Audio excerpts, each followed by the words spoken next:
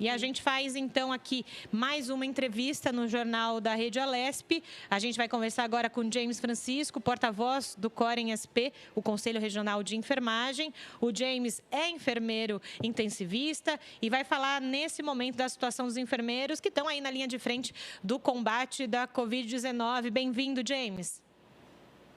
Bom dia, tudo bem? Tudo jóia.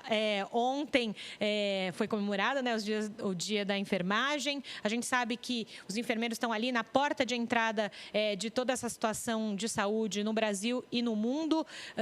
Eu gostaria que você nos desse aí uma parcial de como estão os enfermeiros e os profissionais de saúde no estado de São Paulo com relação à Covid, se alguns já número de infectados, números de pessoas que precisaram ser afastadas das suas atividades.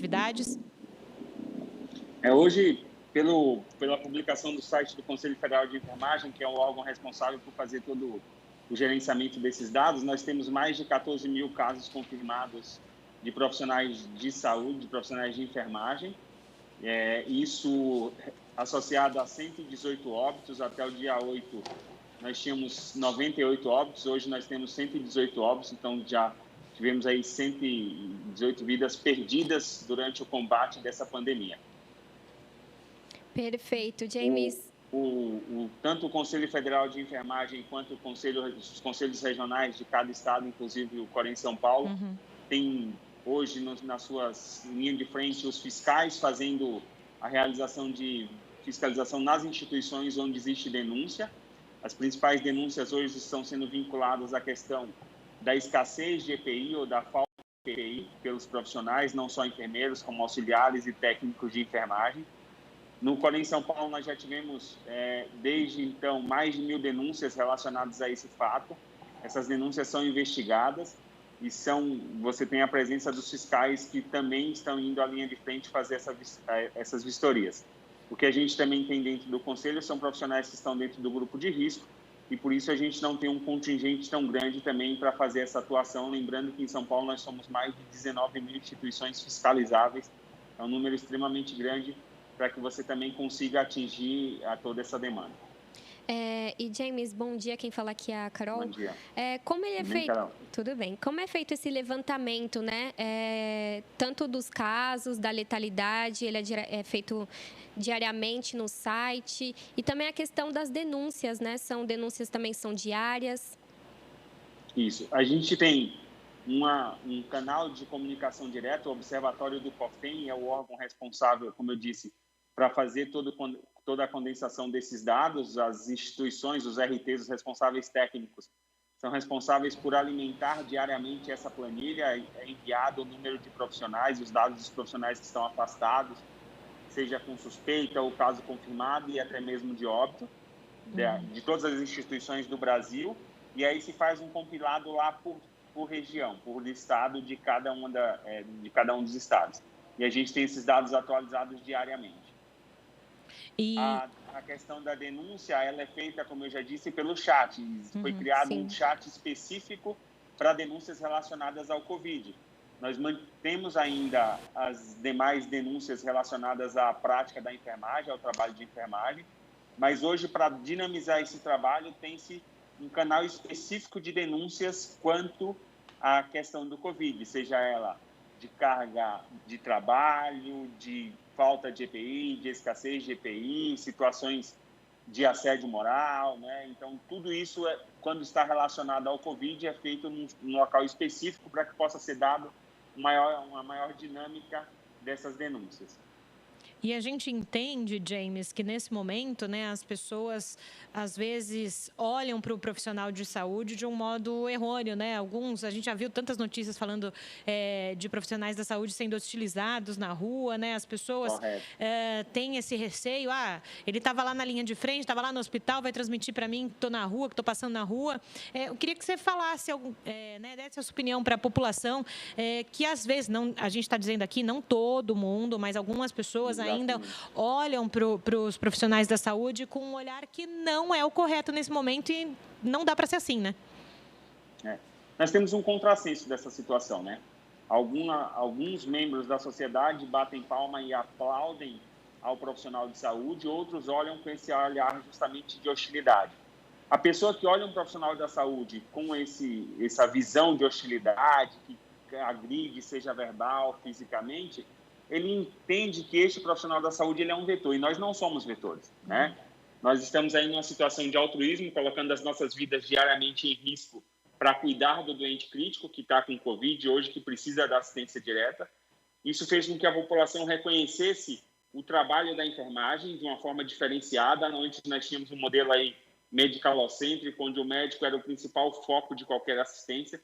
Isso mudou hoje. As pessoas entendem o trabalho da enfermagem, veem qual é a importância de um profissional de enfermagem, seja ele enfermeiro, auxiliar ou técnico de enfermagem, nas diversas frentes, pronto-socorro, terapia intensiva, atenção básica. Então, os hospitais de campanha, que é uma realidade que o Brasil não tinha vivenciado isso, né, de muito tempo. A gente teve isso lá na época da guerra, mas depois a gente não tem mais. Então, a gente hoje passa a ter uma outra área de atuação desses profissionais e a gente passa a ter justamente essa visão da sociedade. O que a gente espera que a sociedade tenha não só é a questão de bater palmas, de aplaudir o profissional de enfermagem, mas que justamente possa estar junto conosco de uma forma de mobilização social para nos ajudar nas nossas campanhas, como um piso salarial adequado, uma jornada de trabalho de 30 horas que já foi aprovada na Alesp no primeiro momento e foi vetada pelo atual governador do estado de São Paulo, uma lei do descanso que possa ser regulamentada de forma correta. Nós tivemos aí a aprovação da sala de descompressão, mas a gente não consegue ainda fazer de forma efetiva que isso aconteça em todas as instituições. A gente tem instituições públicas que têm uma maior dificuldade em fazer isso. Consequentemente, isso traz todo um trabalho de desgaste para o profissional de enfermagem, e aí muitas vezes você tem um profissional aplaudido, mas ele insatisfeito com as devidas condições de trabalho. Então, essa movimentação social, esse reconhecimento social, a gente também pede que seja para o encampamento das nossas batalhas diárias e para as lutas que nós travamos nos diversos meios. E, James, com esse reconhecimento da sociedade, então é importante que também políticas públicas, né, como você disse, que foram aprovadas aqui na Alesp, outras questões, outras ações em favor dos enfermeiros e também essa questão dos EPIs, né? A gente vê que muitos foram já infectados, se recuperaram e voltaram para os hospitais para trabalhar e ainda assim falta EPI, tem algumas outras denúncias que você citou aqui para a gente. Então, é muito importante esse reconhecimento, né? Sim. Hoje, a questão do EPI ele é um problema mundial, né? A gente sabe que o recurso do EPI hoje é finito. A gente não consegue ter EPI das quantidades adequadas para atender a toda a população. Isso já poderia ter sido pensado de uma outra forma, mas é justamente o que você falou, a ausência de políticas públicas, né? Ao longo de muito tempo, no nosso país e em outros países, isso não foi pensado de forma adequada. E aí você chega hoje frente a uma doença que ela não tem um cenário de tratamento muito bem definido, como as demais. E isso, quando nós não tínhamos essa doença, nós não nos preocupávamos tanto quanto a qualidade do EPI, a oferta de EPI que se tinha, porque era uma realidade que era contornável. Hoje a gente sabe que isso não pode acontecer mais, né? Então, uma das coisas que a enfermagem, a equipe médica, os profissionais de saúde, de uma forma geral, vão ter que sair dessa situação de pandemia é justamente cobrando às autoridades, aos responsáveis, uma melhor atenção à questão da EPI, de disponibilização, de qualidade desse EPI, para que todos possam, no futuro, cuidar de forma adequada e não sejam expostos. Porque quando falta EPI, né, nós tivemos aí, por exemplo, denúncias que chegaram ao conselho em que os profissionais estavam recebendo capa de chuva para dar assistência. Capa de chuva ela não é um material de EPI, ela aumenta o risco de contaminação porque ela tem uma área de cobertura do corpo desse profissional muito menor. Isso faz com que você tenha um afastamento, né? E quanto mais afastados o número de profissionais, maior vai ser a demanda desses profissionais. Então, a gente precisa realmente criar uma política pública para o futuro que atendam essas demandas, porque até então elas foram negligenciadas por todos. E ontem, né, 12 de maio, eu falei isso, repito, foi comemorado o Dia da Enfermagem. A gente sabe que ser enfermeiro ali, profissional de saúde, é um serviço para o outro, né? Você falou de uma Sim. questão muito essencial, a questão mental dos enfermeiros, né? Se vive já normalmente numa pressão os profissionais de saúde, porque lutam pelas vidas. Nesse momento de pandemia, imagino que o grau de estresse, de saúde mental dos enfermeiros e também de todos os profissionais da saúde também esteja num momento delicado, né? Você falou de sala de descompressão, né? Uma questão daquele momento em que o enfermeiro, o profissional da saúde vai voltar para si para tentar seguir no dia, né? Porque vocês que estão aí na linha de frente devem ver muita coisa que a gente nem imagina. Correto. Só para você ter ideia, nós fizemos uma sondagem no Conselho Regional de Enfermagem, agora nesse período, onde 80% dos profissionais apontaram que eles têm medo de sair de casa para vir ao trabalho. Ou seja, da nossa parte, assim como da grande parte da população, também existe o medo de ficar frente a frente com uma situação de contaminação. Desses 80%, 40% dos profissionais, o grande medo é justamente de contaminar um familiar seu. Porque ao retornar para nossas residências, nós vamos realmente com roupas onde estavam numa carga viral muito alta, que é um ambiente de saúde. Tudo isso faz com que esse profissional tenha uma sobrecarga mental aumentada, né? Jornadas de trabalho excessivas, acima de 12 horas, ou turnos consecutivos em mais de uma instituição de trabalho, geram uma sobrecarga maior para esses profissionais. A situação do desconhecido, de lidar com de toda essa questão da pandemia, para a grande maioria dos profissionais, ela nunca foi presente, então a gente tem aí uma situação do novo, do desconhecido. Esse medo, ele acaba gerando um desespero muito grande e, consequentemente, a gente precisa da ação de alguns órgãos para nos ajudar nessa situação. Hoje nós temos o Conselho Federal de Enfermagem, os Conselhos Regionais de Enfermagem, em parcerias com instituições para que possam ter um atendimento psicológico direcionado para os profissionais que estão na linha de frente.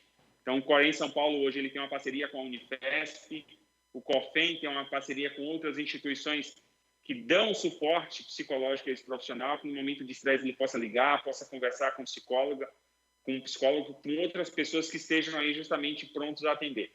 Fora isso, algumas instituições criaram também dentro do seu ambiente de trabalho um local para que esses profissionais possam ser atendidos por psicólogos. Por exemplo, eu trabalho em um hospital público do estado de São Paulo, aqui no Hospital Ipiranga, e a minha instituição ela disponibilizou psicólogos para atender aos profissionais que estão na linha de frente, sejam eles das diversas categorias, enfermagem, médico, fisioterapeuta, nutricionista, justamente para lidar com esse estresse psicológico que está existindo. Isso aumenta também a chance desse profissional acabar se contaminando por causa de uma baixa imunidade, de outras situações que estão associadas a todos esses fatores. Perfeito. E você falou da questão de levar para casa, né? Infelizmente, às vezes não tem o EPI, como você falou, adequado. E quando volta para casa, na residência, tem criança, tem pai, tem marido, tem esposa. E quais são os principais cuidados para evitar também essa contaminação? É uma preocupação que eu tenho certeza que deve passar na cabeça de todos os enfermeiros, médicos e pessoas que estão nessa linha de frente, né? Sim. Como nós temos instituições que, na grande maioria, são do século passado, a gente aí não tem uma condição adequada para que o profissional possa sair do seu ambiente de trabalho, possa tomar um banho, trocar de roupa e ir com uma carga viral menor, né? A grande maioria das instituições não tem isso. Então, a gente acaba indo com a própria roupa que veio ao hospital. Em algumas instituições não tem a roupa privativa, que facilita que o profissional possa trocar a sua roupa, trabalhar com a roupa exclusiva que ele vai deixar nesse hospital para ser higienizada. Então, a grande maioria volta para casa. Quais são os cuidados que eu tenho que ter quanto a isso? Uso de máscara sempre, né? Dentro do ambiente hospitalar, nós devemos utilizar máscara cirúrgica, como essa que eu estou agora. Fora desse ambiente hospitalar, a gente pode estar utilizando o que é recomendado pelo Ministério da Saúde e pela OMS hoje, que são as máscaras de pano. Então, no deslocamento desse trabalho até a sua residência, você pode utilizar máscara de pano sem nenhum problema. E, é claro, a gente não deve esquecer da higienização das mãos, né? É um fator primordial. Lavar as mãos com água e sabão quando a gente estiver em casa, dentro do ambiente hospitalar, a gente usa água e sabão e usa álcool gel. Muito cuidado com a manipulação do álcool gel dentro das nossas residências, porque alguns casos já estão sendo relatados de acidentes domésticos por causa do uso excessivo do álcool gel. Então, a gente precisa ter esse cuidado. Dentro de casa, água e sabão é ainda uma das melhores soluções. E lembrar que quando você chegar em casa, antes de qualquer coisa, retirar sapato, deixar fora e já deixar sua roupa dentro de uma área onde você possa colocar para lavagem e evitar qualquer contato dessa roupa com a sua residência.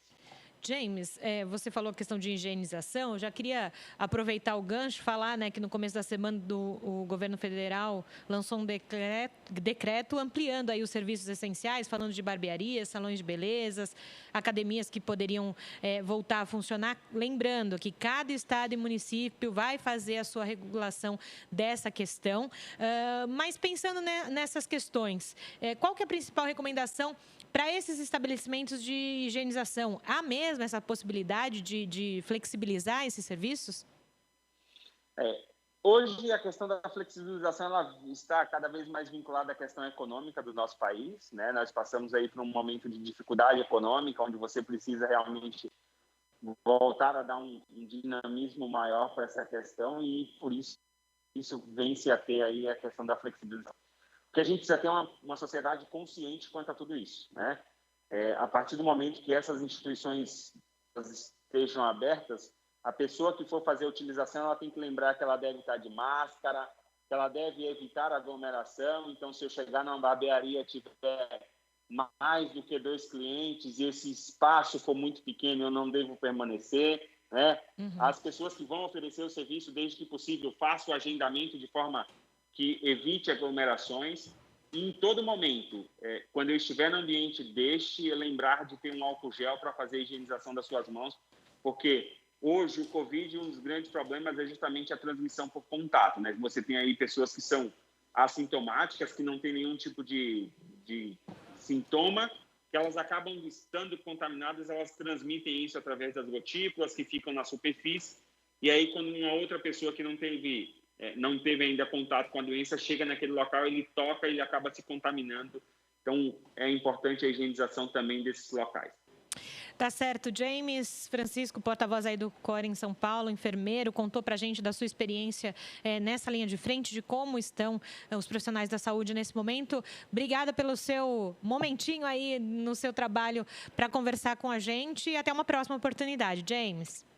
Obrigado, nós agradecemos e em nome do Conselho Regional de Enfermagem, nós damos aí os nossos parabéns a todos os profissionais de enfermagem. Da semana de 12 a 20, nós comemoramos aí uma semana especial, né?